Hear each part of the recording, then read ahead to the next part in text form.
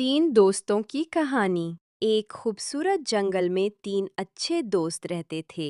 पहला दोस्त था मीलो बंदर, जो बहुत शरारती था। वो दरख्तों पर छलांगे लगाता और दोस्तों को हंसाता रहता था।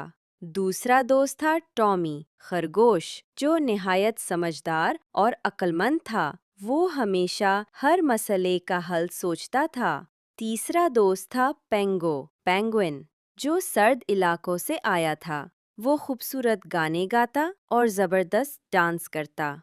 एक दिन जंगल में तेज तूफान आ गया। आंधी ने तीनों के घरों को तबाह कर दिया। मीलो बंदर रोने लगा, लेकिन टॉमी खरगोश ने उसे तसल्ली दी और कहा, फिक्र मत करो, हम मिलकर नया घर बनाएंगे। तीनों दोस्तों ने मिलकर लकड़ियाँ, पत्ते और घास जमा की। दिन रात मेहनत की। कभी मीलो शरारत करता, लेकिन टॉमी उसे प्यार से समझाता। अभी काम का वक्त है, खेल बाद में करेंगे।